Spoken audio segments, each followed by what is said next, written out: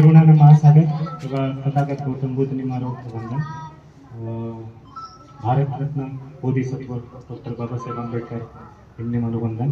અને આપણા ભારતની આઝાદીની લડાઈમાં અને આપણે ભારતને એક પ્રજાસત્તાક બનાવવામાં જેમનો પણ બધાનો ફાળો છે, આ બધા મહામાનવોને મારું વંદન. અને અહીંયા ઉપસ્થિત થતા ઉપાસક ઉપાસિકાને મારું જય ભીમ.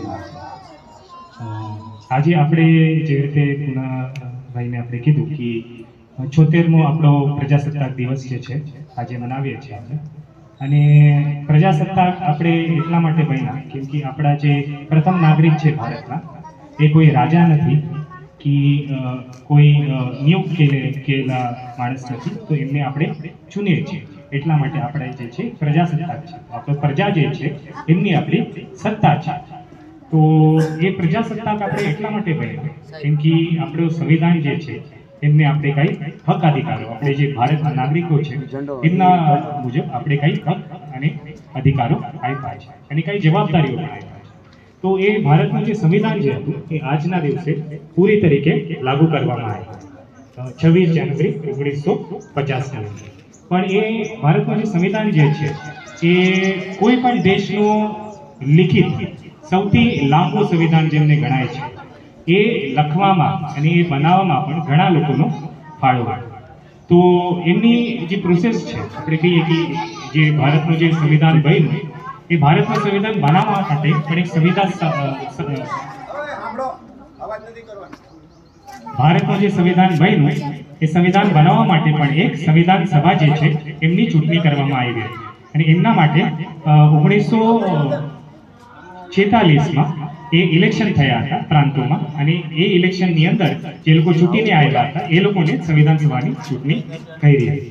અને એ સંવિધાન સભાની અંદર પહેલા વખતે જ્યારે સંવિધાન સભા 6 ડિસેમ્બર 1946માં જ્યારે પહેલી વખત જ્યારે મળી ત્યારે એમની અંદર 389 લોકો હતા.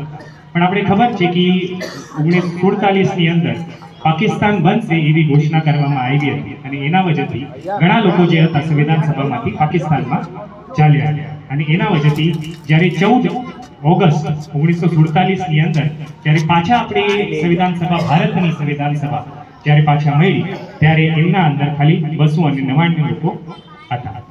અને એમના જ 15 દિવસ પછી આપણે ખબર છે કે 29 ઓગસ્ટ 1947ની અંદર ડ્રાફ્ટિંગ કમિટી જે છે, સંવિધાન બનાવવા માટે ડ્રાફ્ટિંગ કમિટી જે છે એ નિયુક્ત કરવામાં આવી.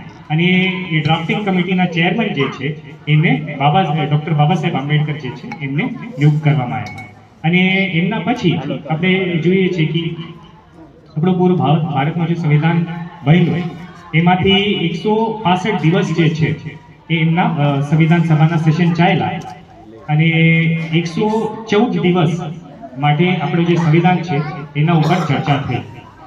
અને ઘણા બધા કમિટીઓ હતા, યુનિયન પાવર્સની કમિટી હતી, પછી ફંડામેન્ટલ રાઇટ્સ છે, આપણે મૂળભૂત અધિકારો છે, અલગ અલગ કમિટીઓ હતા. અને ભારતનું જે સંવિધાન ડ્રાફ્ટ કર્યું એમાં ડ્રાફ્ટિંગનો ચેરમેન જે હતા એ ડૉક્ટર બાબા સાહેબ આંબેડકર હતા.